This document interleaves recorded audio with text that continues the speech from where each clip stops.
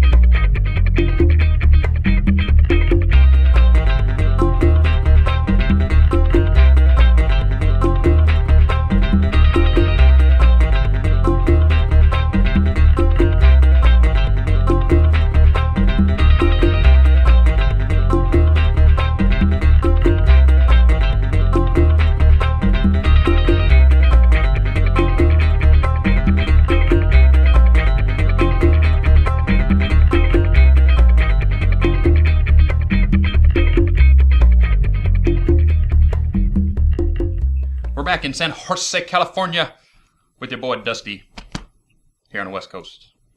Glad to see you all tonight. Hope you all had a wonderful weekend. I know we had a wonderful weekend at Equestria LA just a week ago. And one of those lovely people that we got to meet down at EQLA is with us tonight. One Miss Brenda Crichlow. Brenda, are you here? Hi. How you hello, doing? Hello. Hello. I'm doing great. Awesome. The beautiful people are here again. Yes. How are you doing I had today? A fabulous time. Fabulous. I'm fine. I had a fabulous time in LA. It was a great event. Beautiful. I hear you and the family stayed down there a couple of days, went to Disneyland? Yes, we sure did. My husband and my daughter, who's 4.5, so for her it was magical. We brought a tear to her eyes. Awesome. Tinkerbell went flying across the wire there, and all we heard was, "Tinkerbell, come back! Don't be shy." Oh, so it was very sweet. cute. Yeah, it was very cute. First time for the kids? First time for her, and first time for me. Nice. My parents didn't get us there somehow. I said to my dad, "Well, why didn't we go?" He goes, "I don't know." He didn't really have a real solid answer as to why, other than, I'm half Jamaican, half Trinidadian, and I guess for them, Carnival eclipses all else. Whatever Disneyland was. And when they immigrated, it just wasn't on their radar, I guess. Yeah. I don't know. I don't know. I experienced it too. They don't promote Song of the South anymore, so it's like, ooh. Yeah. That's bad words to Disney. Yeah. They buried that one 9 feet down. I'm sure. Yeah. But anyway, I enjoyed it. It was fantastic, and I would happily go again. Awesome. Recommend it to anybody. But let's get to it. I got a nice list of questions right here for you, written for me by one Care-to-Win, my writer and partner in this endeavor, and we'll go straight to it. You've acted in a wide variety of genres: science fiction, horror, drama, comedy, science fiction, thrillers, action, you name it, you've done it. What is your favorite genre to work in? Sure have. What would be my favorite show? Yeah, favorite genre. Favorite genre to work in. I'm just trying to think. Let me think. Well, I guess maybe one of my favorites was Jeremiah. That was fun. That had me playing Malcolm Jamal Warner's mom, where I was dying of the plague, and it was a hard audition to do, and then it was fantastic when I got the part. Wow. But it just had me, on a scale of 1 to 10, you had to be at a 10 right off the top, with dying of the plague and asking your husband to kill you, basically. There you go. So that was the opening for that character. And I don't know, Jump Street was a fun one to play way back, where I got to be a gang leader. So, being opposite of anything I've ever played and being kind of nasty and tough, and it was an all-girl gang kind of a thing. That was fun. Some of the nastier roles when you get to be something different than yourself and not being all sweet. Those are always the ones that you jump at. Outer Limits, I think I had one where I got to be the ruler of something and stand up before, the rest of the group and speak my piece. And, nice. it was say that I will annihilate anybody who doesn't, go along with what I have to say. This is why this is good for us. It's nice to play roles that are strong and, strong women. Nice. So those are some of the fun ones. Cool. With a filmography as diverse as yours, on how many different series, your life must be an endless stream of auditions. How do you manage to balance a family and your acting life and your school? How do I manage to balance? Okay, well, a lot of the auditions take place during the day. So my daughter, before Justin came along anyway, that's made it a little more challenging, but my daughter has been in preschool, so she's there 9 to 5, and then most of the auditions will take place usually between 9 and 6, thereabouts. That might be the latest one. So between 9 and 5, you'll have to pop out to an audition. It makes it difficult in the evening when you are going for a lead and you have a 100-page treatment to read, a 100-page script to read, and then 7 to 10 pages of dialogue to learn. Oof. And if you want to be competitive, then you will have that dialogue memorized.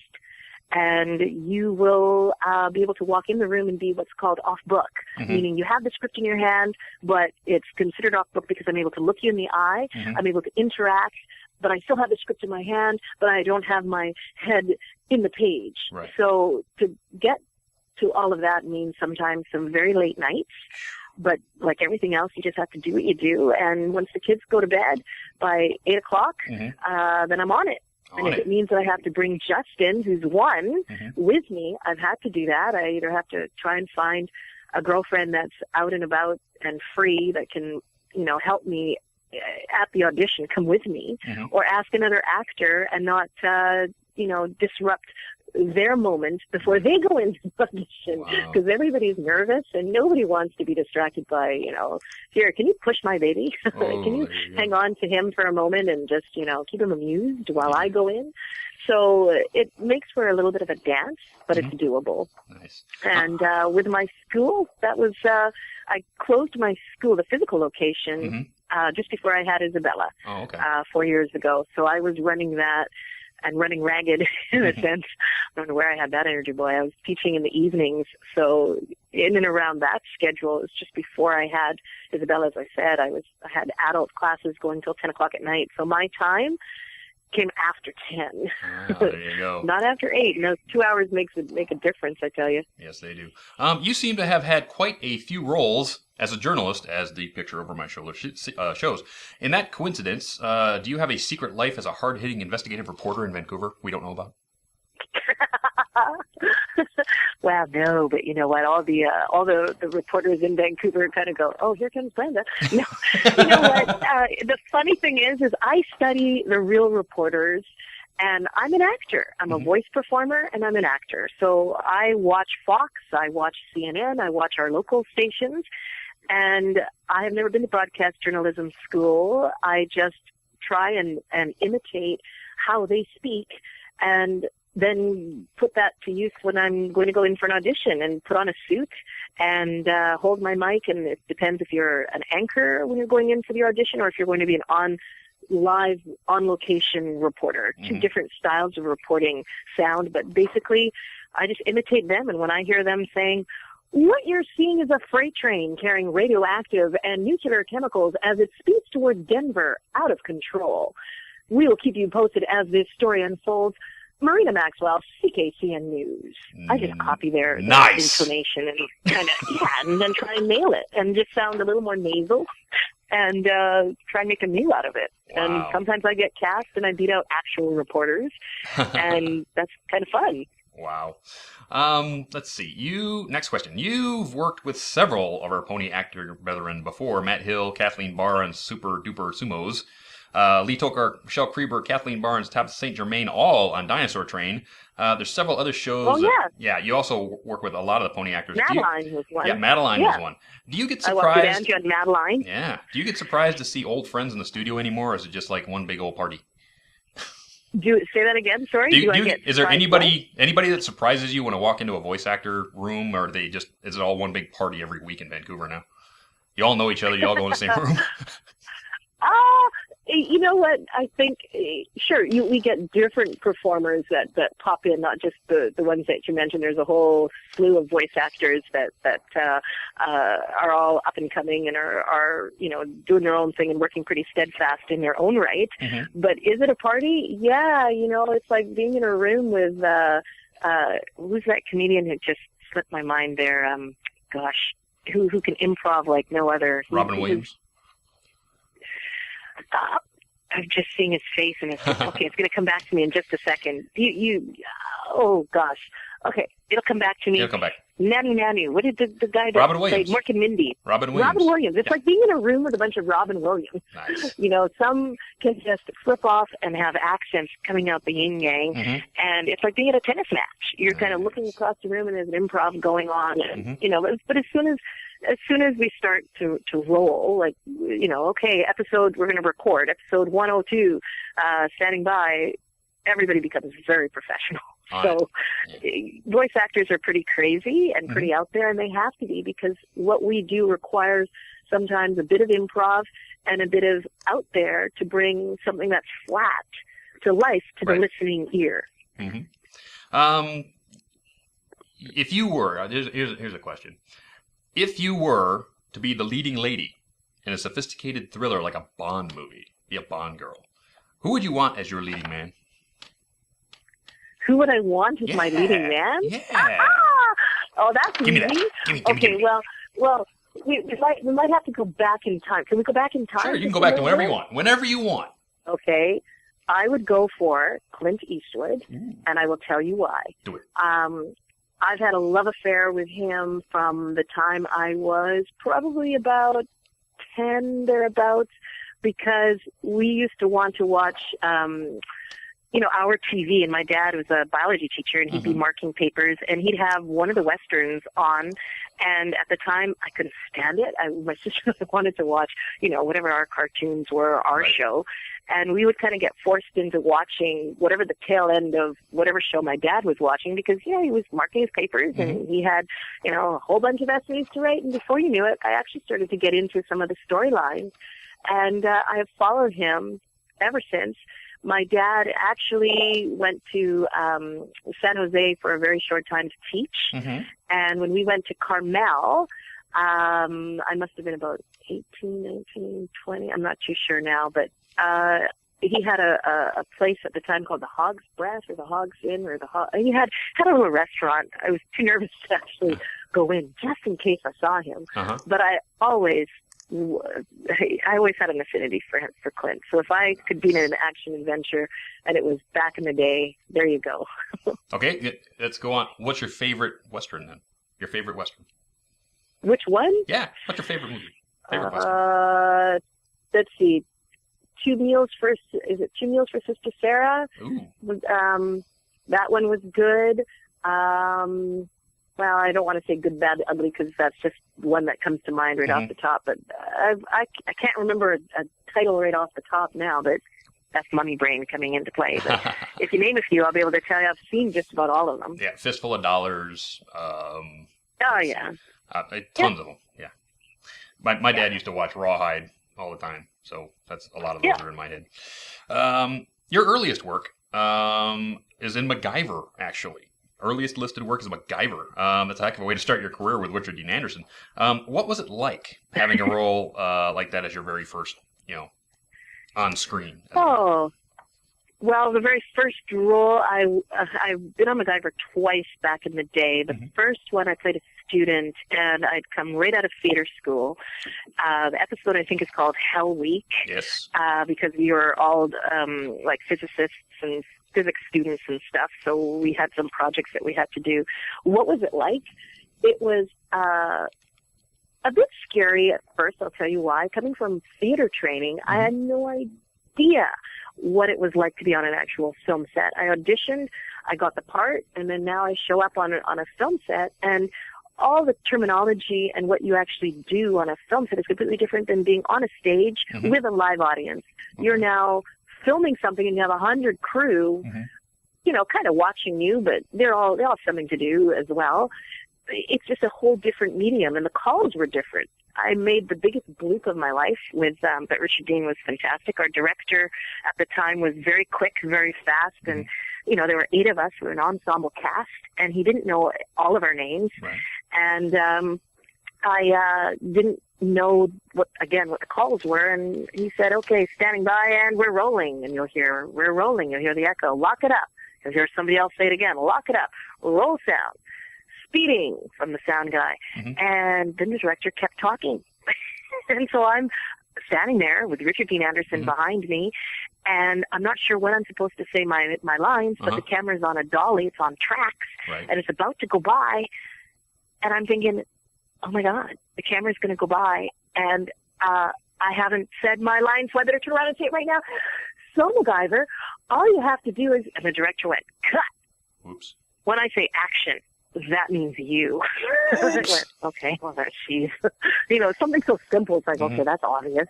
But because he would be able to edit out a lot of what he was saying. He was saying, okay, background action, and okay, camera dolly up, bring the camera focus, put it on a 4:5. He was mumbling away. I just assumed that the camera was going to go by, and then I would be in bigger trouble because I actually missed the cue. So anyway, back to first marks, as he said. Cut. Back to first marks. I turned probably as red as a beet. And Richard Dean Anderson just said, don't worry, it's all good. It's all good. Cool. And I said, okay, thank you. Thank you. So yeah, it was a learning curve, and it was fun. Sweet. And I got lucky and got on that show again a little later. Wow, neat. It wasn't the same character, was it?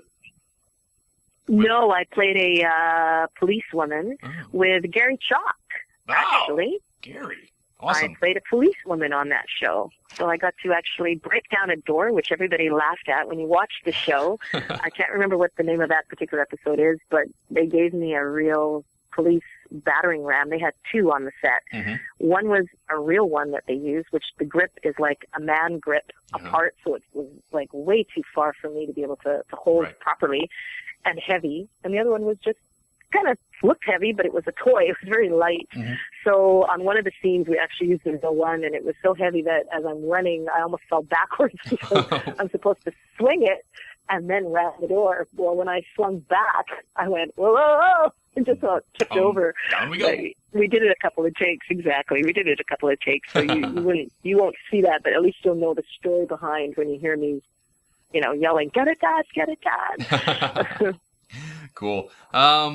If we wanted to see your best acting performance, I mean, you got a long list of performances. We wanted to see the thing that you would want us to go see. What would it be? What would it be?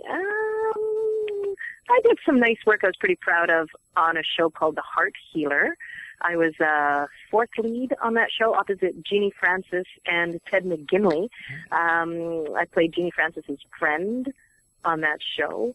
And Jeannie Francis, you might know her from General Hospital, the Luke and Laura story way back, and then she's on Young and the Restless now, I think.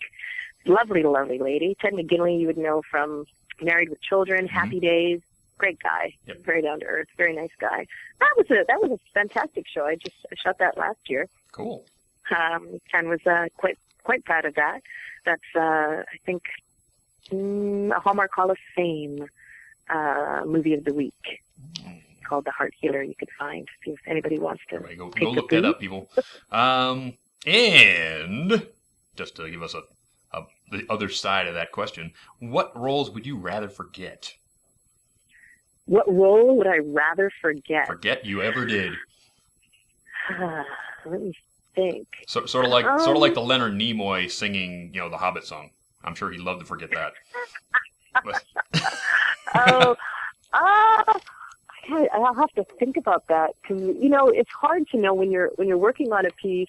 We don't get to see how it's going to come together in terms of the edit and the post-production and all that stuff. You don't know how it's going to come together. You just book the role and you hope that the story's good and it's going to happen. So I'm trying to think. Okay, come back to that one. And maybe I'll be able to look at something and go, glad that didn't happen. Yeah.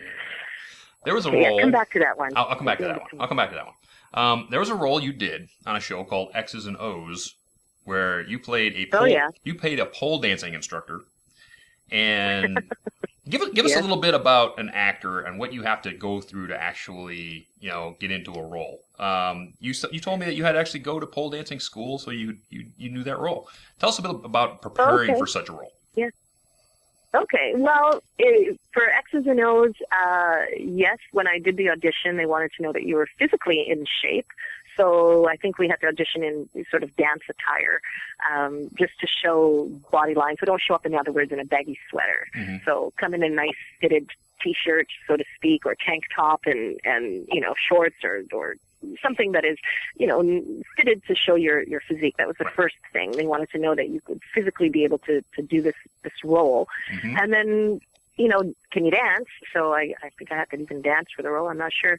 Can't remember now. But I was sent, when I did get the role, the producers sent me to a lady to get some pole dancing instructions. So I had a riot because hats off to the women who actually pole dance and do it well and gracefully and make you think that this is the easiest thing in the world, because I will tell you right now, it's not. The first couple of times you swing around, you're like, woohoo, you're doing it wrong. Mm-hmm. And then, your arm starts to hurt, your back starts to hurt, you crash into the pole. It was just in case they needed a shot to show me demonstrating to, mm-hmm. The rest of the cast or the background performers. So I had a couple of lessons just to get sort of the basics of it. And as I said, hats off. It's not that easy. Some roles to prepare, you may end up having to learn an accent. Mm-hmm. And that means you go to the library or go onto your computer and search for whatever accent that they need for you to sound authentic. Mm-hmm. Physically, sometimes if you are going to be some kind of weapon, then you'll get training on set. Mm. For MacGyver, for Jump Street, there was always a consultant to show us how to properly hold our gun, mm-hmm. and how to holster it and how to enter a room, and, just what you see if you were watching whatever your favorite TV show is or action adventure hero, like, let me think. Criminal Minds is a show that comes to mind. When you watch how they enter a room, mm-hmm. there's a way to hold your weapon, and there's somebody to show us that and how to discharge it, and then safety as mm-hmm. well is another thing, right? In terms of preparing. So I would say a lot of it just has to do with when you're on set. If you're playing a doctor, then there's usually a medical consultant there to show you, how to use some of the equipment or mm-hmm. make you look like you know what you're doing. So if you're watching a show like Grey's Anatomy, they've all had extensive coaching with how to handle the instruments, and then they do inserts so they can cut with somebody who actually knows how to do the sutures and the stuff. So there's all sorts of ways to do tricks and things with film. Because remember, we're telling stories. Yes. We're telling, you have to be a storyteller, but you have to take a moment to prepare. Yep. I'll tell you a quick story. When I coach, mm-hmm.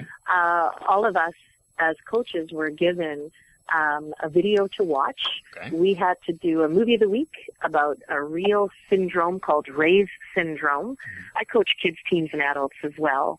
So this was just part of my duties, as it were, was to watch the video and to coach this young 8 or 10-year-old girl how to physically become this character. And Ray's syndrome is an actual syndrome that affects baby girls. I think about 2 years old, the symptoms start to show. And it's very physical. They walk with sort of like a straight leg and a loose leg. Mm-hmm. The hands come up. The tongue maybe protrudes a little bit. The head is maybe on a bit of an angle. And there's a lot of physicality in watching this script in watching this video that now I have to pass on to my students mm-hmm. so that they can audition for it and hopefully get the part. Mm-hmm. So there is a lot of prep that comes into it, and to do the part with the justice and respect as well, so it doesn't become a real sorry parody. Does that make sense? Yes, absolutely. So there's some seriousness to it in being a storyteller. You have to embody your work pretty well, body, mind, soul. Physically, mm-hmm. you have to be completely immersed in it. Some things are easier and come easier, and some things require a little bit more time, and we don't always get that time as actors. Sometimes you get an audition call and, wow, Dusty, it's 5 o'clock and you're being told you have to be there tomorrow at 11 o'clock. So there's a lot of scramble Yeah, well, boy is right. But let me tell you, there's nothing like making use of running out your clock. You've got to find somebody who can help you, and the countdown starts. Nice. So sometimes you get more time than others, but for the most part, you've got to just make do with the time you have and research stuff to the best of your ability. Cool. Things must get kind of crazy on the set from time to time. You've been on so many different sets. Any particularly good behind-the-scenes stories about your acting roles you want to share? Any particular what? Any particular Crazy good, stories? crazy stories from on set? You've been on a lot of different projects, so any crazy stories from on set you can share with us? Oh, let me think. Crazy stories. Like as in bloops and blunders and Bloops, things blunders, funnies, jokes, anything like that.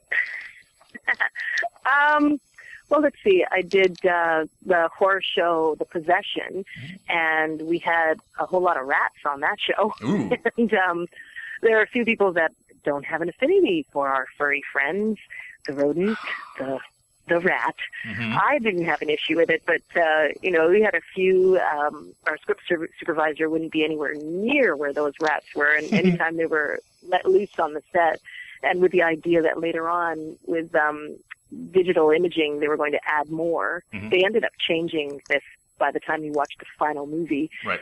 She would be gone. As soon as it's out of here, she's gone. And I had to do a dance and make sure with the 5-10 rats that they did have that were trained to come at my feet. They put some peanut butter and stuff nearby for them to come look like they're going to bite me. I had to make sure I didn't squish them. So I was doing this weird dance of like, oh my god, like for real. You just feel these furry things underneath your feet. I'm not grossed out or scared by rats at all, and especially the ones that are lab rats and performers for film, not a problem. But it was this weird dance you saw me doing when they let them loose, I tell you. Oh, that's funny. Oh, yeah. Have you ever thought, you've done so much on-camera screen work, have you ever thought about moving down to Hollywood, or does Vancouver keep you busy enough up there? You know what? Maybe when I was younger, I would have thought on that. I did, actually. Maybe when I was about 19, thereabouts. I would have had to have gone and never looked back and stayed there. I did not have at the time the wherewithal and, the contacts or anything. It was like a thought. And my drama teacher, when I just come out of high school, said, well, if you want to, you should study. And if you are going to study, go to Studio 58 Theater Arts before you go anywhere else and really get some training under your belt. So I stayed, I studied, and then film and television took off here. Right. So basically, Hollywood came to us. Yeah. So it's kind of like 6 of one, half a dozen of the other. I could have gone down there, struggled for a little bit, and maybe made it, or I could have stayed here, which I did, and made a living. Everybody's definition of success and fame are different. Mine is to just be a happy working performer. Awesome. And we became known as Hollywood North because we're sort of on the same parallel as LA. So we get being in the same time zone. We just have great crews here. We have the infrastructure for pre and post production. We've got the performers, and we have the facilities. As well as the topography. We've got great vistas here that can double as LA or look like a downtown metropolis. Yeah. So we've got a lot to offer in Vancouver, BC for filming. And as I said, all those shows with all those stars, from Harrison Ford to Ted Danson and Isabella Rossellini to Kirstie Alley, they came here to do a lot of those big blockbusters back in the day. And it just sort of continued on through. Awesome. Okay, let's go into ponies just a little bit. When you're not busting mad Sakura rhymes, what do you do for fun? What are your hobbies? You have anything on the side that you're doing? Mine? Yeah, yours. Yeah, I sure do. I have lots. Do it. I love to ski and windsurf.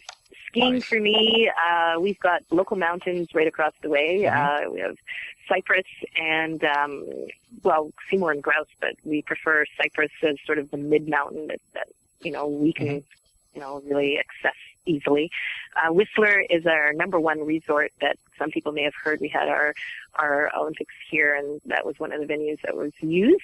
It's a world-class resort, and 2 hours away, hour and a half, 2 hours away, depending on how you drive that road. Mm-hmm. And that's sort of a little icing on the cake if you can get up there on a regular basis. It's a little expensive to go up there, whereas the mountains across the bridge here are, half hour away? Nice. And you're right up on the top of the hill, and nowhere else can you go up and ski and then come down and either golf or, I don't know, go boating or walk the seawall. It was quite an outdoorsy town.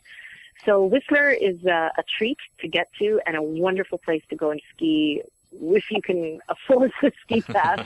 And, it's a couple $100 for the day just to get up there to go on a one-day thing. So, and windsurfing. I learned to windsurf in Hood River, Oregon. Nice. And I'm not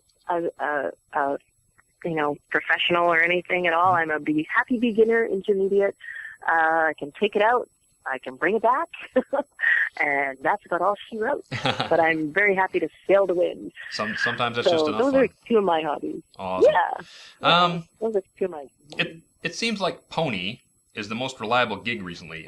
What would you think of a Zecora spin-off?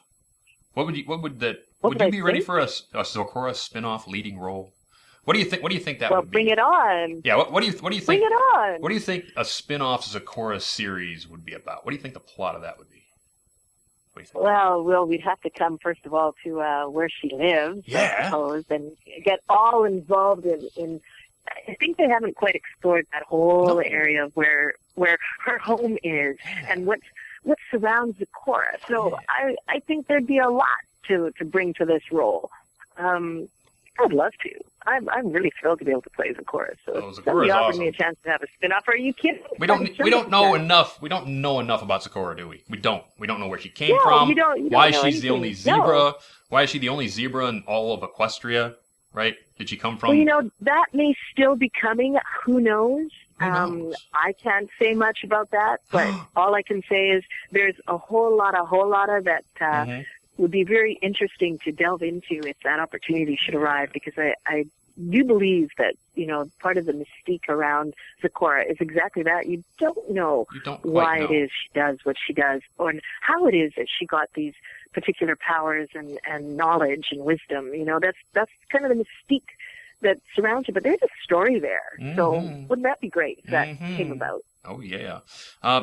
We have had a lot of the writers on this show. Some have even ghosted the show and watch. M.A. Larson, I'm talking to you.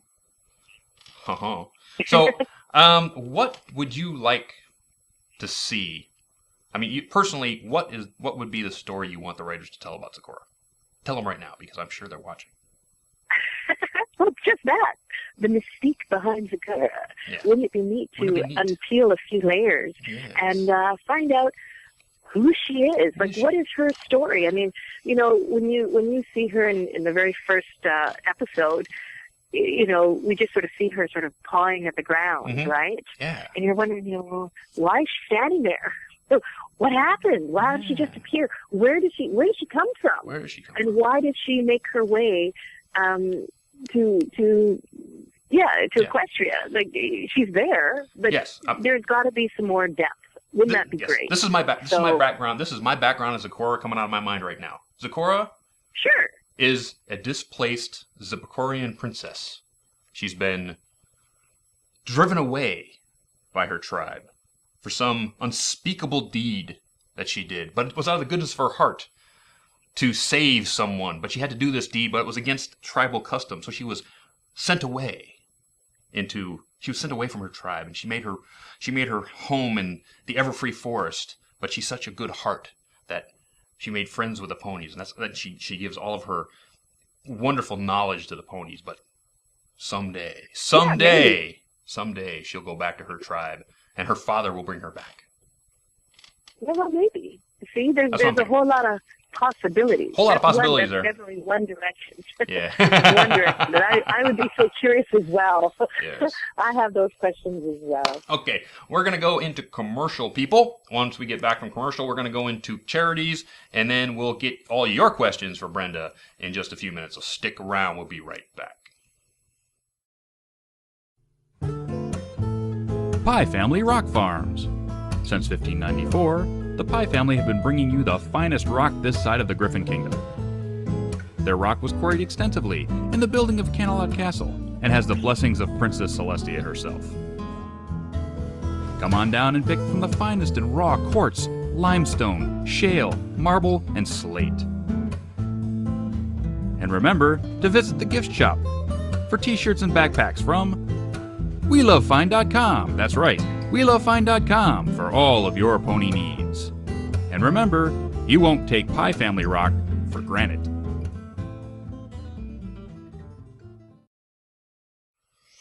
And we're back.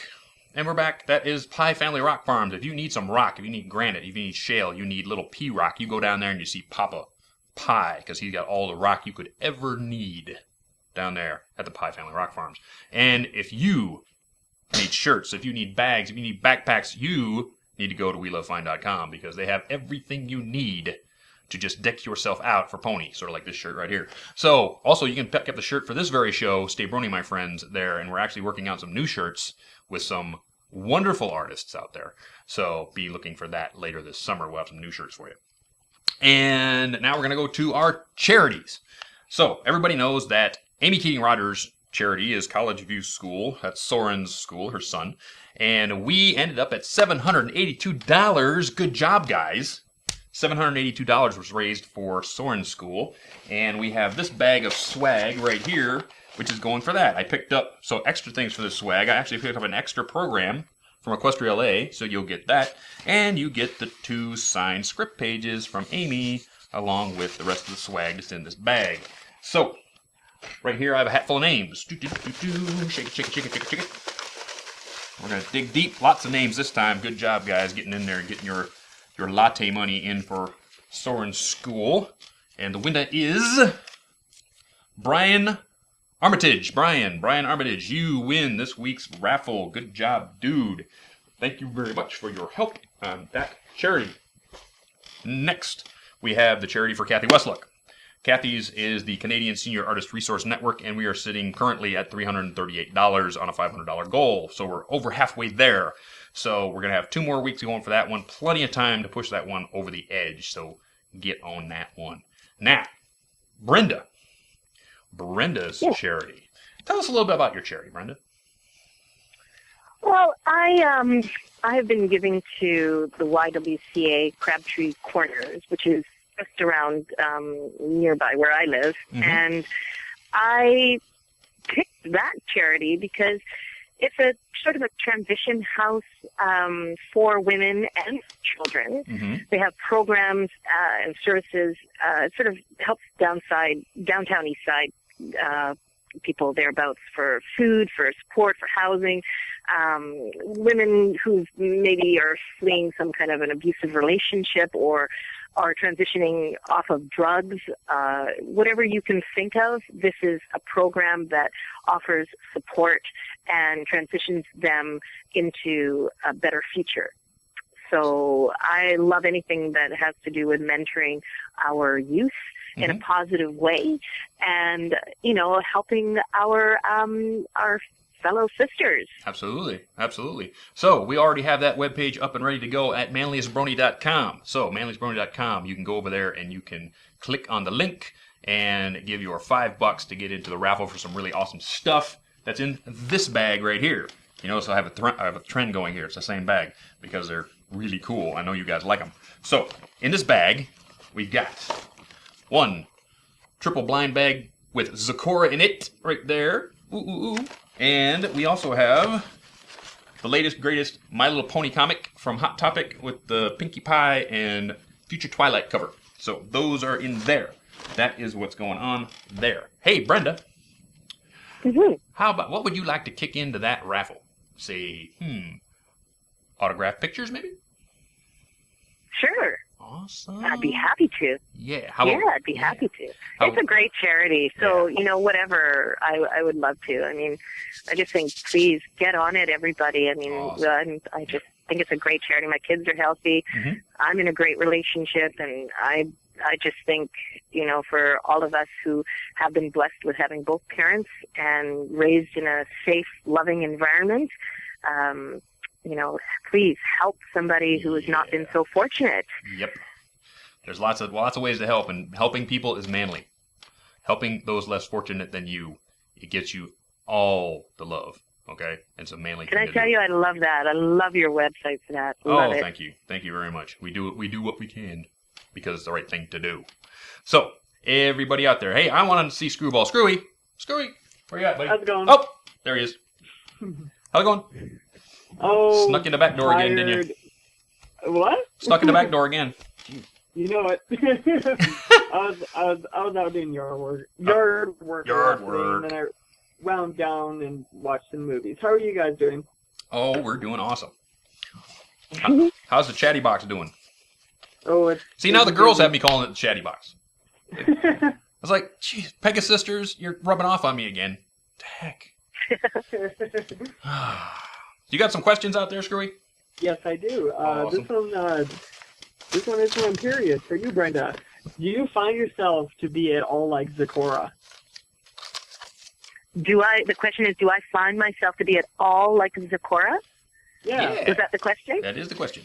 Absolutely. You know, and it's rare because all the characters that I have played voice-wise, they haven't really been, you know, some of the morals and everything haven't really touched me or resonated with me as much as Zecora. Mm-hmm. And Dusty just listed off a few of them that I have, voice characters that I have played. But I think the message for me is just that, yeah, she comes from a place of grace. I've said it before, and integrity, and has some wisdom to offer, and is very grounded and is very genuine and sincere in her efforts to want to help the pony. She's very candid, and you know, with that magic and that mystique that she has, she's really only there to do good. She's misjudged originally, you know, just at the very beginning in the first episode of what is she making, and oh my goodness, who is she, and ooh and ah. And I do believe that you can't judge a cover by its book. I'm a woman of color. Mm-hmm. There's a whole lot more to me than maybe what you may think just by visually taking me in. There's a whole lot of layers, and that goes for everybody. Mm-hmm. You know, some of us just have it a little more externally, as it were. So you catch what I'm saying? You know? Oh, yeah. So I would say Zecora is a great character to play. I feel that her message resonates within me, and it's easy to play. Oh, yeah. That's awesome. Nice. Next. So this one is from Gavin Japp for you, Brenda. What was your favorite part about the Brony convention? What was my favorite part? Yeah. Oh, I have a few moments. Let's see. One was just being able to see some old friends come back that I met the very first convention. And remember, EQLA was my very first experience post-baby, 3 months post-baby. I just had Justin, and I sort of came into it with not a clue as to who bronies are, what they are about, what to expect. I had no expectations. I had nothing. Mm-hmm. So coming in was like, oh my God. And then coming now to the second one, not only did I get a chance to make some friends from the first one, but it was so wonderful to see that they came back. Some made some terrific art, which I've seen on DeviantArt, but some came in person and either carved things for me. I think Brad painted. I could almost name everybody. How great to see Snowflake. Hey, Tyler, give you a shout out. Hey, great. How great to see the girl that made and crocheted, Zecora and Fluttershy. She made some dolls, some plushies, and just to see people in person and then to hear the stories. We had a great meet and greet, and I was pleasantly surprised by the amount of talent and knowledge sitting right in the room. I had people who had master's degrees, who are career professionals in their field, sitting in the room with me. So I was in the company of some greats with some unique stuff. I mean, I just don't do what they do. One guy was a clinical psychologist, another one was a chef, somebody else was a therapist, somebody else was a computer whiz creating programs that I can't even say. So it was an eye-opening experience to meet with a community that is passionate about what they do, creative, and proud, able to just come together with like-minded souls and be okay with being expressive. And that's attractive. I like that. Yep. That's awesome. Excellent. Yeah, So that's my most favorite part, people. Awesome. And mine too, really is. So this one is from Kalo. A question for Brenda. If you were given the chance, which of the main 6 ponies would you like to voice the most? If I were given the chance, which of the main ponies would I like to try to voice? Yeah. Yeah, the main ponies. Okay, let me think. I could attempt to be Rarity, but I think you'd probably all laugh. Applejack, let me see. Wow, it'd be a little hard for me to try to do this. Which one would I like? You know what? I don't think I would be able to do it at all. What the girls do, that's their gift. Yeah. I don't even have the vocal pipes to support being able to hit the notes that Andrea hits with Fluttershy and with Pinkie Pie. Are you kidding? So I'd have to stick with Zecora, and then if I were given a chance, I would try with my accent to try and, hobnob and be one of them there ponies. But I don't know. That's kind of a hard one, because I think what my colleagues do, they do to the best of their ability, and, hats off to them, because I didn't audition for those roles, and I certainly didn't get that part. So my talent would have to lay where it lies with Zecora, for sure. Yeah. Mm-hmm. But thanks. So this one is from Violent Bray. To Brenda, what is the craziest convention moment you've ever been through? The craziest convention moment? Yeah. Oh, when everybody got up at the first EQLA and Gangnam Style. Between Tara and/or myself, I think, and I don't, word is on the street who started it off, whatever. I think I said something like, "Oh, I hear music." Somebody was playing something, and then next thing you know, Snowflake, Tyler, jumped up, and then the whole audience erupted, and it was like, "Oh my God, what are you guys doing? What are you doing? And how cool!" And again, I had my head in the sand a little bit. I had no idea what Gangnam Style was, because, like I said, I just gave birth and had Justin. So my focus for the few months just up to that, I just wasn't paying attention. So I was quite pleasantly overwhelmed. And I think anybody who was there will definitely say that was one of the coolest moments ever.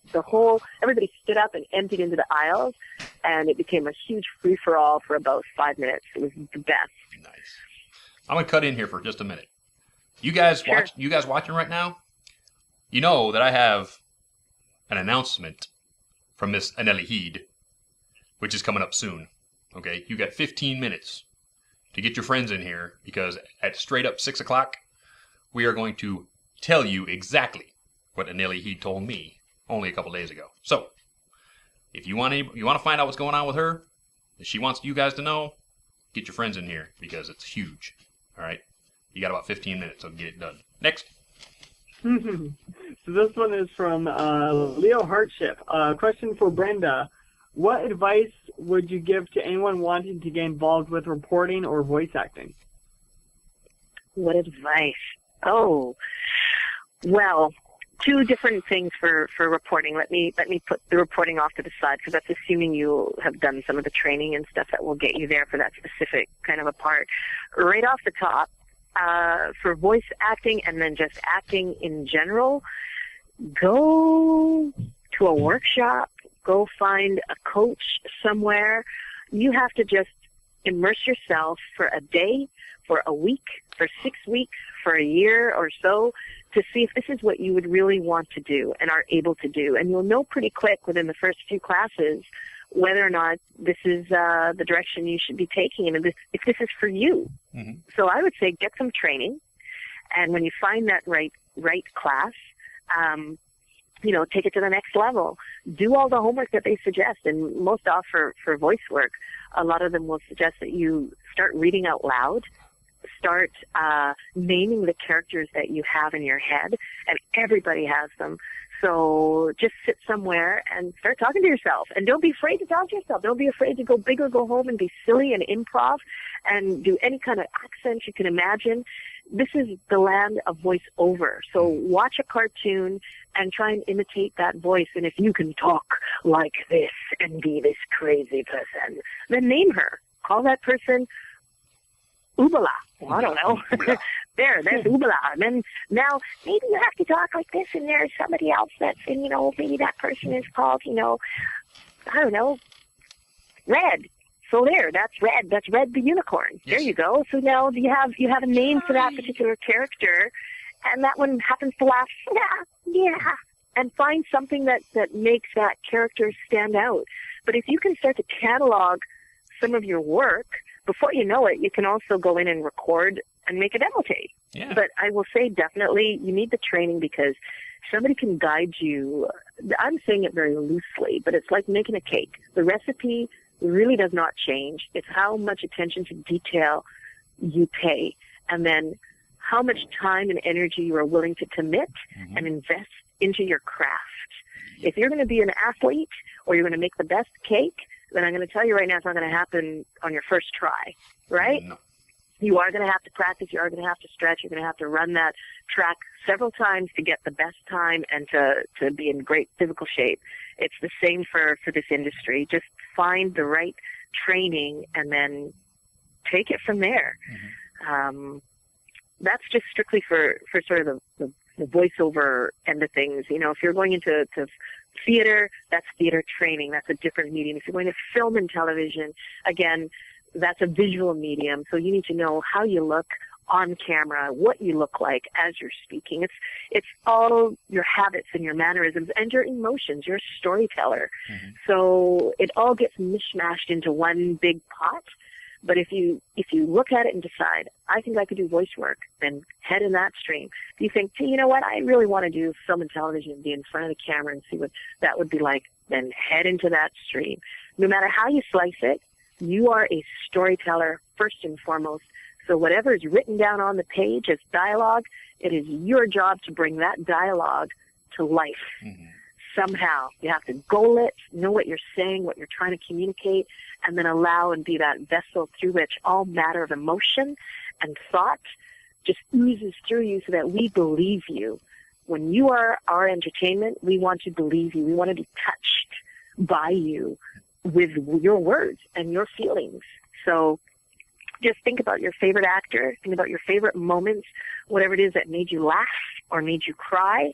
It's because that person has allowed you to see a part of them, but they're flexible and they've just let those emotions just sort of come out in part of the story. So that's what I say. Just start to be in touch and go train. Number one. Yep. Very well said. I love that. Thank you. Next. So this one's from Fuchihu. Okay, I like this. As stated at EQLA, there's been a possible episode of Discord and Celestia possibly going on a date. Dusty, what are your thoughts? And Brenda, will Zakora be giving dating tips to them? With Celestia and Discord, would Zakora be giving? Well, she would probably be able to impart something, but she should probably be saying something like, "Go careful, be aware. There's always consequence." You keep the misspeak, I'm sure, going. There's always consequence to action. Yes. I don't know. I'd probably go up to Discord and put my arm around him and say, "Dude, if you hurt Celestia, trust me, I'll find some way. But if you hurt Celestia, I will." That's about it. There you go. Yeah. That was quite the talk, EKLA. Always kept getting brought up. Thanks to Nicole. Yeah. Here we go. So this one's from Assassin Monkey to Brenda. Do you have a favorite rhyme that stuck with you, either with Zakora or non-pony related? I can't remember word for word, but when I first introduced Poison Joke, That's the first one. And then the other one is, maybe next time you will take a second look before you judge the cover of the book. That's the other one. Nice. Always stood out for me, which was, take a second look. Take a second look. Take the time. Yep. So this is from Luke S., kind of on the same topic. For Brenda, do you speak and rhyme all the time, or would you ever thought of wanting to? Well, they had Sakura Day, and I hope it comes again. Oh, it'll come again. Because I will endeavor to try. I think that is a real gift for those who are able to speak and rhyme all day for everything that comes out of your mouth. I think it's tough. I rely quite heavily and quite thankfully on the writers, because then I don't have to try to pull that out of my head when there's a big blank up there sometimes. It's tough. That's not an easy thing to do. So I give all respect and propers to those that are able to rhyme. Am I able to want to try and do that? No. It's hard. It's really hard. When we're at EKLA, me, Saber, Easter Race Best, and Paleo, we were trying to do Whose Line Is It Anyway? Doing this was called the Irish Drinking Song, I think it was, and we'd have to rhyme with one another. First person would say a line, and then the second person would say a different line. The third person would have to rhyme with the first person, and the fourth person would have to rhyme with the second person. It was the hardest thing we've ever done, and I can't do rhyming. It's so terrible and hard. Oh. Well, you know what I say? Thank God that wasn't for marks, because if I was in university and this was one of your, class participation marks, I would be like, my character, I make it look really easy because, as I said, we have terrific writers on the show that have made it really interesting and intriguing and fitting for Zakora to say what she says. And then, all our animators put our characters to be doing what they're doing. So when you marry the two of those, you get quite a cool script and show.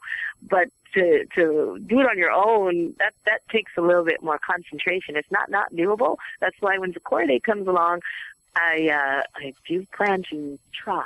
We need to get you on Twitter, because then when Talk Like a Zakora Day comes around, you can participate. Yes, we need to get you on Twitter soon. Yes, coming soon. Coming soon, because if Tabitha can get Twitter, let's get you. Yeah, that's the last sort of hang thing. Tabitha's done it, so Zakora, Brenda, what are you doing? What are you doing? Falling behind here. Next. Yeah, it's coming. So this one's from Firemain to Brenda. I hope you liked the Zakora carving I made for you. On top of that, we. On behalf of him, I like to say on every brony out there, will you ever be joining us on Twitter? We just talked about that. We were just talking about that. So first of all, yes, I love my carving. Thank you.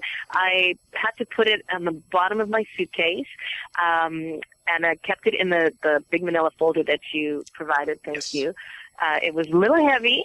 My suitcases were a little heavy. I just want you to know by the time I got all the kids' stuff in there and everything, but it has made it back, and it is sitting in Isabella and Justin. They share a room, and it's sitting in their room. We have to get a hook or something to be able to put it up, but it's propped up right now on the bookshelf. So thank you. And yes, I do. And the green works very nicely with the color of the room. It's an eggplant color in their room, sort of a purple color, so it looks quite nice. And I don't have anything like it, so thank you. And Twitter, yes, Twitter is coming soon to a theater near you. I'm not making any empty promises at all. I'm just saying thank you for being patient, everyone. I still can't believe that anybody will be following me, but everybody has assured me, those that have been lucky to meet have said that they would, so thanks, Dusty. When I was first asked about Twitter last year, I was 3 months postpartum with Justin, so it wasn't on my list at all. My list was really long with, okay, I got to feed him, I got to change him, I got to try and get sleep in there, and you're just dizzy from having a newborn. Literally, you can barely get to the phone and talk. It's the first few days are a quiet sleeping baby, and then as that baby starts to grow and wake up, there just becomes all sorts of wonderful and crazy challenges with just trying to go about your day. So he's now a year. He just turned a year before I came down on the 27th of the month. And things have changed in another way. Now he's starting to want to walk and, that. So, yes, it is on the list. I promise to be able to communicate. So thank you, though, for my carving. And I do hope to have a chance to see you again. Thank you for the work that you put in to that and the passion and the idea that you can carve out of a piece of wood. I wouldn't know the first idea of how to start. So I do thank you for that very much.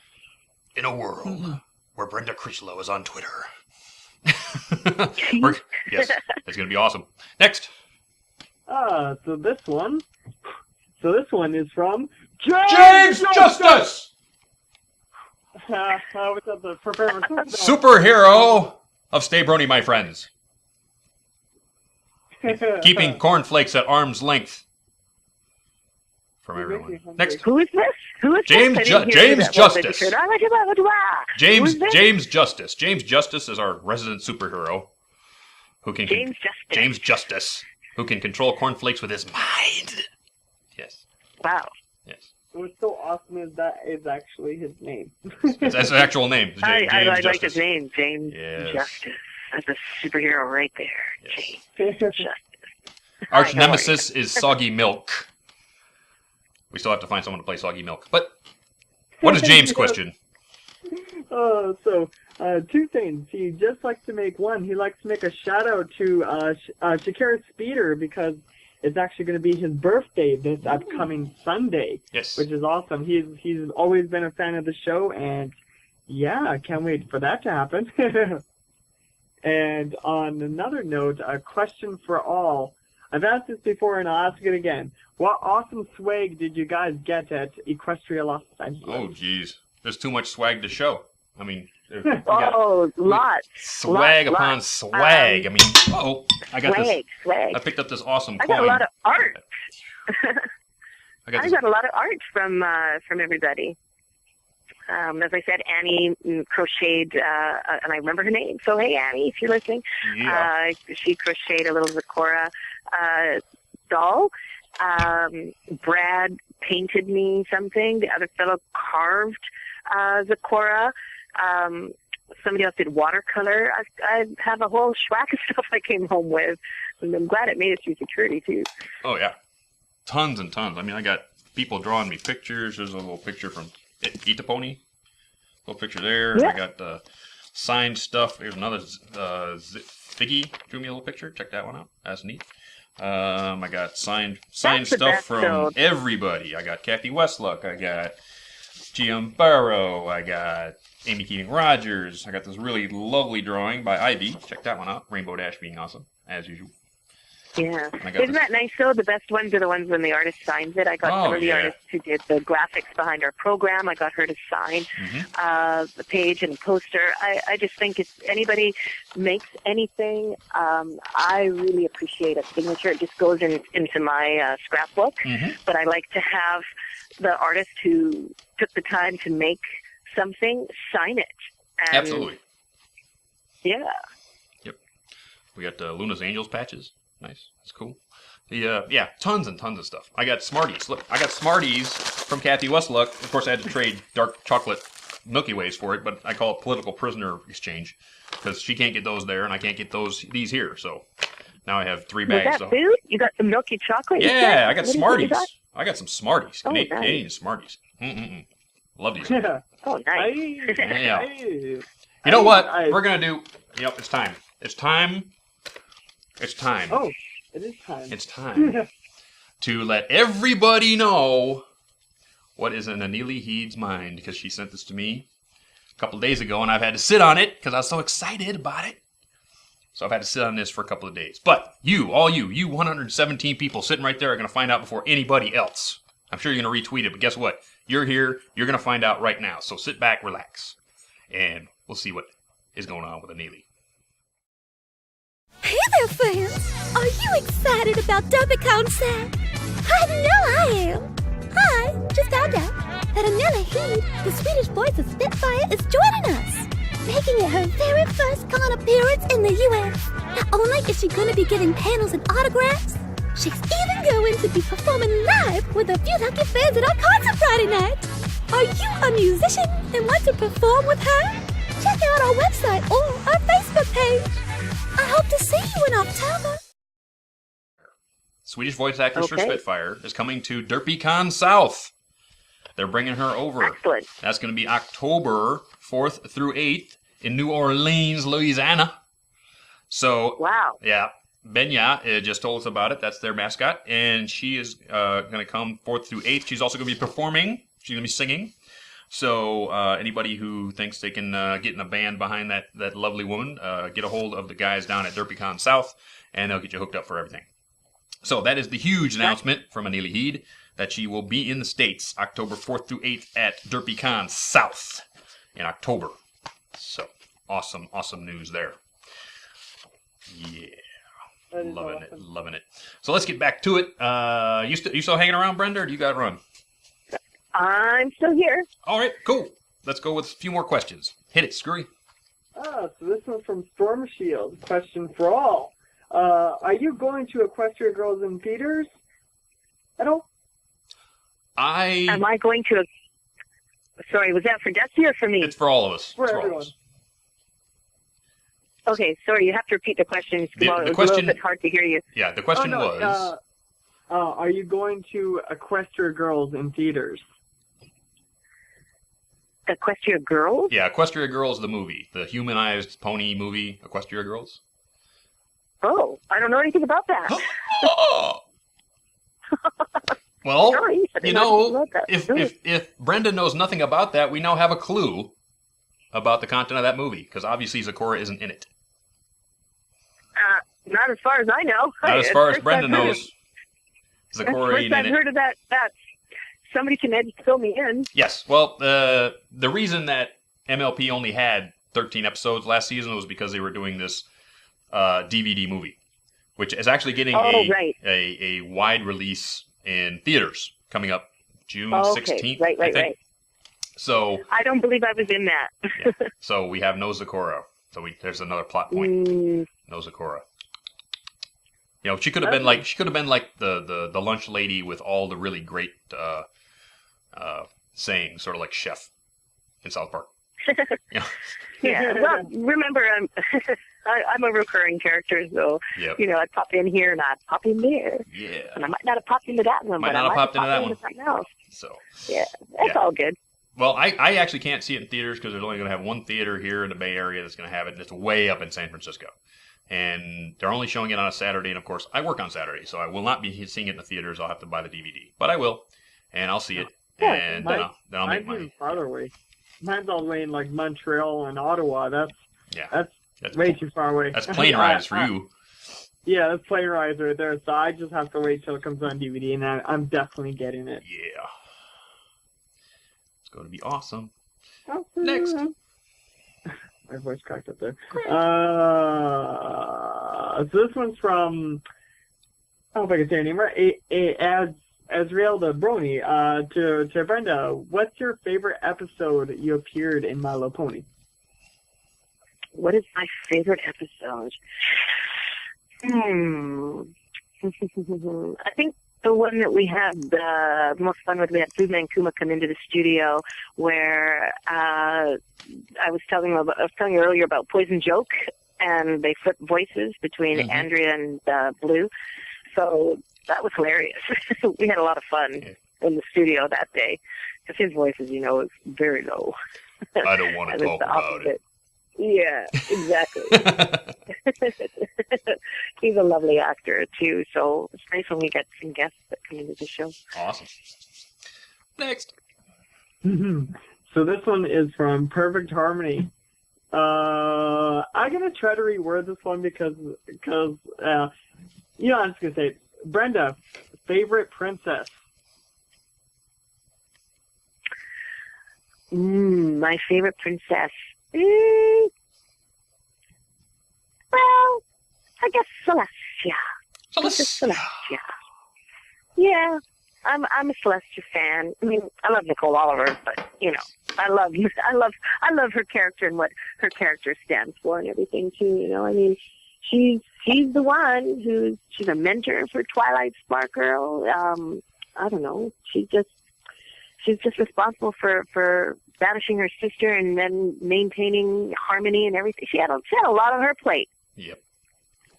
Well, then we know where you stand on Celestial Empire or the Lunar Republic. Celestial Empire. Okay. See, we're Luna fans. We're Lunar Republic fans around here. Yeah. I wouldn't have known that. Really? How so? Why is that? I don't know. Well, because, Celestia's a tyrant. She's got the iron hoof of monarchy on the throats of the ponies. It's her way or the highway. There's no freedom. Okay. There you go. And then how did you come to say, okay, well, we're going to be Lunar Republic fans? How did you come to that? Because Luna is all about capitalism and opening and giving the wealth to the ponies, the power to the ponies. That's all. That's well, it. there you go. There you go. Next question. So that's a trick question. It is, actually. Because then now I'm going to be outcast. Everyone's going to look at me and go, well, you're over there. No. Please don't. No, well, you have about 5 on your side and about 20 on our side so far on guests. But that's okay. It's all right. Not a problem. We love Nicole. She'll be on the program soon. I do. Next. I can't wait. So this one is from Seeker. For you, Brenda. Vancouver is so beautiful. Do you go to other places and just sigh at how they pale in comparison? If not, what's your favorite travel destination you've seen? Oh, well, first of all, Vancouver is beautiful. It's very picturesque here. You're right, with the mountains and with our ocean and just our topography. We're in a rainforest, so it's very green here. And no, when I go and travel, to answer the second part of your question, it's not about that. Each city has something different to offer, so it's exploring. There's no negative. It's exploring. It's hard for me to say that I'm going to come back and compare because, it's the world. So how great that you get an opportunity to get on a plane and then see a different place and find out about the history and meet the people that happen to live in this particular city. It's a whole journey. So it isn't about, Vancouver's the number one city in the whole wide world. And blah. Hey, there's pros and cons to living here too. Oh, yeah. and people come and visit and go wow to some things. And in some cities, it's like, wow, why don't we have that? How come they have this whole nightlife scene that we don't have? What's a city that I've enjoyed or a destination that I've really enjoyed? Well, let me think. In Canada or in the States? If I have to say a place I enjoyed that was just, real tiny place, which was fantastic, the people, would have been Hood River, Oregon. As I said, I went there every summer for about 3 years to learn how to windsurf. And why? The water, the people, the sport, the sense of community, and the fact that people from all over the world come to Hood River because of the wind. San Jose, Oregon. San Jose was a place I spent some time in because my dad taught in San Jose for a little while. So I got to go around to all the cities nearby there as well. And if I had to say in Canada, where's a fun place to visit? Well, Montreal has a great day scene and night scene. It's a university town with McGill University, and then it's got all great restaurants and nightlife there. And Quebec City is another one that's fantastic. So it depends where. If you want to go tropical, I can tell you about the tropics too. There's a few places I've been lucky to visit. Europe is another one. Gee, I could go on. I could tell you how many times I went to Italy because I felt a part of me was Italian. I just love the language and love the culture and the food and everything. And again, remember, there's pros and cons to some things. Would I be able to live there full time? Some days I'd be able to say, yes, I would. Other days it's like, no, I don't think so.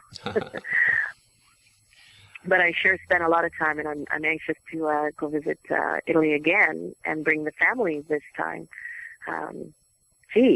we could go on a world tour of the places I've traveled to. If anybody wants to listen, I'd tell you all the great places to stop in. I'd say, go to Greece, go to Santorini. It's really romantic. Great sunsets.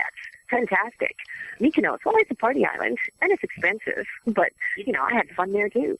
So, yeah, I could go on about each place, but it's just like what I said, it's all relative to where you are at the time. Look at it as an adventure. Pretty much. Next. This one's from Fire Cobra. For Brenda, how long did it take to get down Zikora's voice? How long did it take for me to get Zikora's voice? Is that the question? Yeah. Well, it was a little rehearsal period once I found out that I had the audition for it, and then some time in the studio. When I got the audition call, it was we were looking for more of a Cajun French style accent, and that was about it. They had a picture of the character and some dialogue, and I spent a couple hours kind of stressing, trying to look up how that accent should go and how I could put it into the character and, you know, and make it sound good. Because you just go in and sometimes when you're auditioning, you go, God, that was terrible. But the director, so when I went to the audition, they had a bunch of actresses that were actually French speaking, and some could do this fantastic Cajun French sounding thing that I don't even know how they did it. I was just, wow, great, okay. I won't have any, I'm not even in the running to do this part. And when I came in, I gave my version and kind of probably said under my breath, gee, gosh, that sucks. Sorry, Carrie. And, well, what else can you do? What's your background? And I said, I'm half Jamaican. My mom was Jamaican. My father is Trinidadian. And, you know, both are slightly different accents, but to the untrained ear, a general West Indian accent would be something like, well, you know, it's so good to talk to you.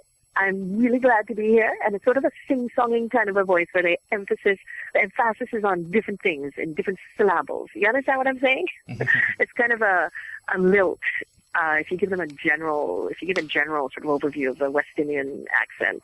So I started there, and then they said, go a little deeper, give us something else. So then I went into a little bit of patois, and then drive down to Kakar, and then pick me up, and then, yeah, you know, you want to say something like that, and then boogaya, you know, some person, a ragged person going around the corner. I said, okay, wait, we can't understand what you just said. What was that? That's a little too rash, a little too broad for us. I'm like, okay, so you don't want that, the ragamuffin rash. I was saying, okay, boy, then take it away, you understand? You know, then painting and this and that. So, okay, I won't mumble outside. That won't work for the character. So we sort of nixed that, and then they sort of said, well, maybe a little African. You know, it was a collaborative metamorphosis of Zikora. And it all became about where to place her, because when I originally started with her, she was a little higher in the register, and gradually, once I added a little bit of the African, and I didn't know which part, I was, you know, madly trying to squeeze it out of my brain. Okay, South African, West African, East African, like where? What sounds like what? And you're standing there with a microphone, and you have about 10 seconds to come out with something. So immediately I went, okay, I'm talking somewhere here, something like this. And then, we like that. Okay, somewhere here.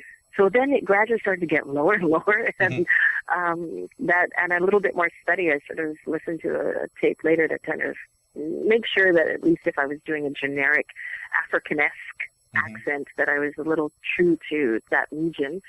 And that's how Zikora came to be. I got a call, you know, a week later, and sometimes when you just think that just didn't happen, it did. Nice. And I was like, no kidding. Yeah, you have to be able to be flexible in the studio and take the critique and take the direction and not take it personally, because out of that, something good can come. If you clam up during that process where try it again, no, I don't like that, or we don't understand, or, you know, can you give us a little, okay, yeah, that's good. No, can you bring it back? If you can just stay patient and try and give the producers and the director what they want to the best of your ability, as I said, something good will come. It's hard not to get frustrated. It's hard not to tense. and, you know, just kind of climb up and then give them the same back each and every time you get a chance to do it again. That's the hardest challenge of being an actor, period, is to be able to take direction and take it to another level and give them something different if they're requesting it. It's very difficult, but it's doable. As I said, you have to just remember it's not personal. They're trying to find something, and in the end, if you walk out and you're exhausted and you have no idea, gee, that was good, that's usually when you might get the part, because they took the time. They liked something of your quality, and they took the time. Next. It's when they go, thank you. Thank you. And you said one line, then you kind of go, oh, okay, I really did suck. I'm not what they're looking for at all. So, yeah, that's how Zakora came to be. That's awesome. So this one's from Chris Musics. Question for Brenda. Have you ever read for any other characters on My Little Pony? No, I did not read for any other characters in the initial audition. When we are in studio and in session, sometimes incidental characters will come up, and they'll say, can you please play pony number 2? Or, you know, farm animal number 3 or something like that. And then you have an opportunity to bring a voice about at that point in time. But I did not, for this particular show, read for another character. To the best of my recollection, it was just Zakora that I came in and auditioned for. Nice. I just see this. There's this one little interstitial where Applejack and Apple Bloom are herding the sheep on the farm. They herd them into the thing, and they close the door, and Applejack says, "Great job, Apple Bloom." And I can just see this on the page on the script. It's like, could you do the sheep? Okay. You could have just asked. It's like, oh, great, cool, roll it. Yeah, well, what happens before, you know, we've all taken the script home, so we've read the 50 pages or 100 pages or what have you of the script, and so you're aware of what characters come up, and then, you know, in session, when the producers or assistants will come up and say, can you play XYZ, and if you could play JYC, and you say, yeah, sure, certainly. And so you already know that it's coming up, and then, you know, yeah, on the day for that 2 seconds in the middle of the record, sometimes it's tweaked just a little bit so that maybe the ba isn't the ba, it's like a ba. You know, they want it higher up, and it's a teenager or something. You know, you get a little bit more direction sometimes on the actual day, which is why I say you have to be okay to be flexible and be a little out there. And that's why I also say, this is just a side note, when you asked earlier what was one of the highlights, and I said, you know, you just have to not care. I said to one fellow in particular, and he'll know who I'm talking about if he's listening, because he was there. He came back this year to EQLA 2013, was just dance. Who cares? And it was about the dance that happened, you know, that improv dance that everybody Gangnam Style got up and did. And I said, so did you dance? He says, no, I felt a little shy, you know. I said, oh, come on, get out there. Next time that happens, don't care. Just do it like a short. Just let it go. If you feel the need, just go. So with this, sometimes you just got to let it rip. Absolutely. And not care. Next. So this one is from Dojorkan. I hope I said that right. For Brenda. Have you gone and seen any episodes of My Little Pony? Have I can't hear you, sorry. Have I what? Have you watched any episodes of My Little Pony? Yes. Which ones? Which ones? Yeah. Oh. Yeah. I'm going to try and remember the names of the titles of all the episodes now. No. No. I can't remember the episodes, but yes, I've watched our show. Sure. Nice. Is there any particular episode that you really enjoy? You know, there's a few, but it's hard for me to pick out from which episode to say, oh, it was when Applejack said, or it was when, you know, Fluttershy was, you know, zipping around. It's hard for me to pick which particular episode to say a favorite one. So I'll just say that, yeah, no, there's a few. Nice. It's all right. Okay, Screwy, we're up against it, so give me that last good question I know you've been hanging on to. I'm going for this, but I'm just going to reword it a little bit. But from Flare Runner to Brenda, tell us a secret. Tell you a secret. Tell us a secret. A secret that nobody knows about me. A secret that. Oh, okay. Let me think. Well, that's me thinking. A secret. Yeah. A secret. Well, okay, I have to think about a secret.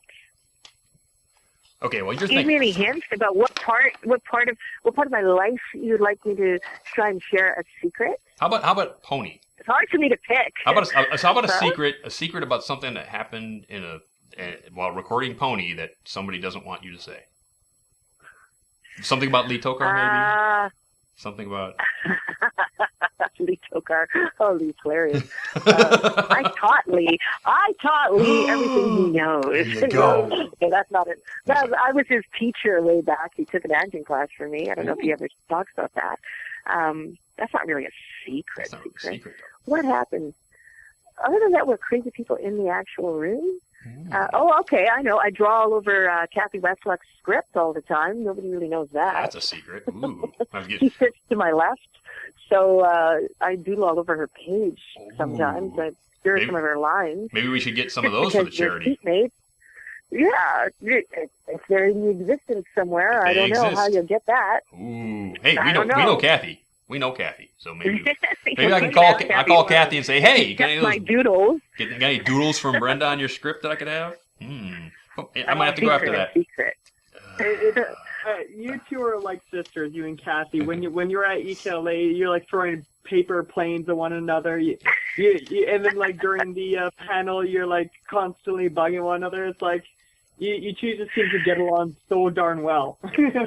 We get along really well. I have an absolute mutual respect for Kathy as an artist and as a professional. She's also a voice coach here in Vancouver. And as you know, I ran a studio for about 10 years. So anybody who came through my studio space that was looking for vocal training, in voice tags and cartoon works and stuff like that, I funneled them her way because I know that they were going to get top-notch training, and she stands behind what she does, and she's a working professional. So I respect her on that note. And then, we're just silly together, just like all of us as castmates.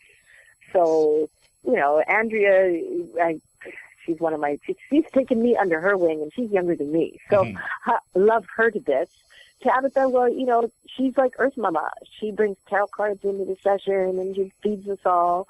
So, yeah, we all get along in different ways, and I'm lucky. Wait. I go to work and love everybody. Tabitha does tarot cards? Yeah, she's brought in tarot cards. Really? Now, is that a secret? I don't know. No, but it gives me ideas. Anyway. She's brought in and passes around and passes food around, so we're all well fed. Nice. And with that, we're at the end of the show. So I am going to read off all of the new original content all of you out there in TV land can watch right here on Everfree Network. Every week, you start off Monday with this show, Stay Brony, My Friends, and then on Tuesdays, you get Cutie Art Crusaders. The CAC will find and comment on all the best art that this fandom has to offer, and that's Tuesdays, 6 p.m. Pacific, 9 p.m. Eastern. Then, Brony Clubhouse, also Tuesdays, 7 p.m. Pacific, 10 p.m. Eastern, and that's where the BCT, Brony Clubhouse, will talk about all kinds of stuff. Wonderful show. Check it out.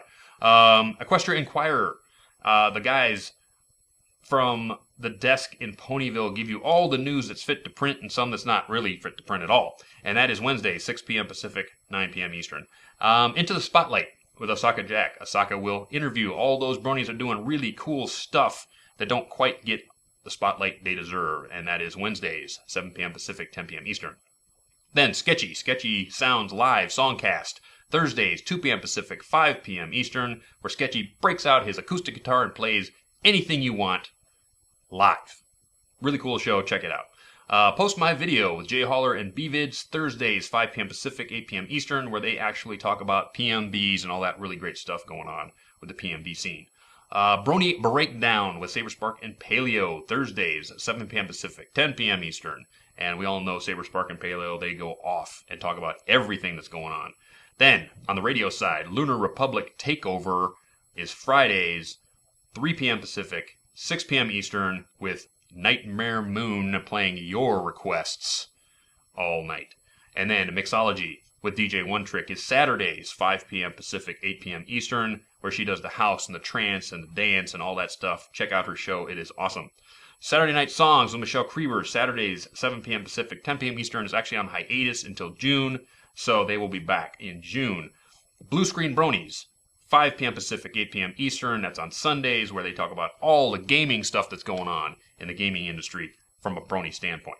Then, Pegasisters Live. The Pegasisters are with you, do kind of what we do, but from the female point of view, and that is 7 p.m. Pacific, 10 p.m. Eastern, also on Sundays. And with that, that is all the wonderful content that you can check out right here on Everfree Network every week. And with that, we're done.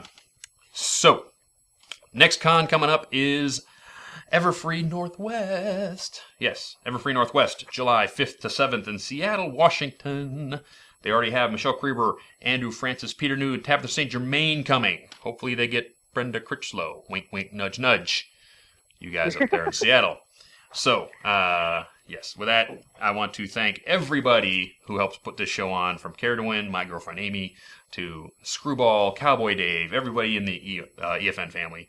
And I'd really like to thank Brenda for coming tonight and taking some time out of her busy schedule and her busy day. Oh, thank you. Thank you for having me, and hopefully you didn't hear all the children up there. No, not at all. It would have been great to have them on the microphone for a couple of They're minutes. upstairs, pounding away. Oh, boy. Yeah. Thanks a lot for coming, Brenda. Thank you, Brenda. Pleasure. Pleasure's Thank all you, ours. guys. Yes. So with that, gang, we don't have a show next week. We're going on bi-weekly from here on out until further notice, because we want to have some time to do some more wonderful content, because I'm running out of stuff to run for you guys. And I got a website to fill, and I want to do some things, so I need some time for production. So we're going to go to bi-weekly, so there's no show next week. But the week after that, Andrea Libman. Andrea Libman will be with us in 2 weeks. So Yay. Don't miss it. And we will see you then. Till then, ciao. Good night, sweetheart. Well, it's time to go. Good night, sweetheart. Well, it's time to go. We hate to leave you, but we'll be back soon. Good night, sweetheart. Good night. Good night, sweetheart. Good night. I really like your name. Oh, thank you.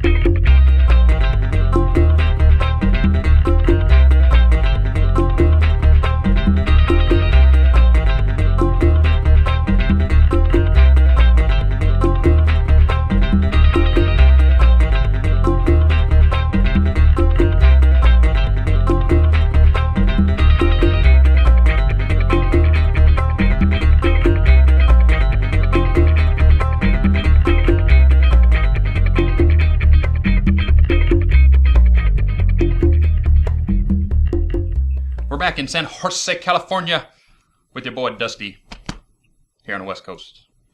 Glad to see you all tonight. Hope you all had a wonderful weekend. I know we had a wonderful weekend at Equestria LA just a week ago. And one of those lovely people that we got to meet down at EQLA is with us tonight. One of Miss Brenda Crichlow. Brenda, are you here? Hi. How you Hello, doing? hello. Hello. I'm doing great. Awesome. The beautiful people are here again. Yes. Yes. How are you doing today? A fabulous time. Fabulous. I'm fine. I had a fabulous time in LA. It was a great event. Beautiful. I hear you and the family stayed down there a couple of days, went to Disneyland? Yes, we sure did. My husband and my daughter, who's 4.5, so for her it was magical. We brought a tear to her eyes. Awesome. Tinkerbell went flying across the wire there, and all we heard was, "Tinkerbell, come back! Don't be shy." Oh, so it was very sweet. cute. Yeah, it was very cute. First time for the kids? First time for her, and first time for me. Nice.